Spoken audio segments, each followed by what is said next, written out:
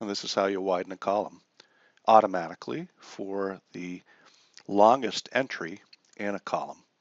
And so we have entries here. That entry number 1, Sorry Pastry and Coffee Shop, goes all the way over here. If we had something in cells B, cells C, and cells D1, it would truncate this Sorry Pastry and Coffee Shop shows up here. So same thing with weekly payroll. If we had something in cell B, but what we're really concerned about is that all of these names are hidden.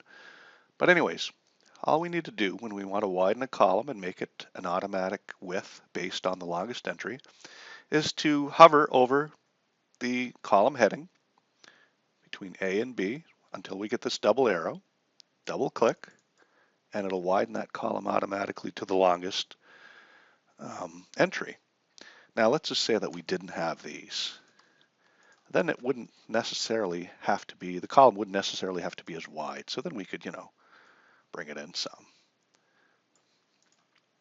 And that looks a little bit better. It's taking up less space and it'll be better for when we print it as well. Everything will fit on a page. Now let's look at these. These are truncated as well.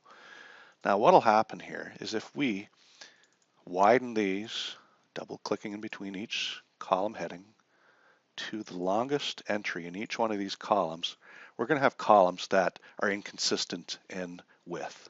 And so it's not going to look as great as it could. So what we're going to do is, and of course we would work with these numbers first. We wouldn't keep all of these decimal places here that we don't need. But anyways, what we'll do is we'll take the longest one out of these 5 columns, only because we want these columns to be of the same width so that there's consistency, it'll look better. So what we do is we hover in between B and C in this case, just click and hold your left mouse key down. You'll see that the width here is 13. It should be 13, I believe it's millimeters.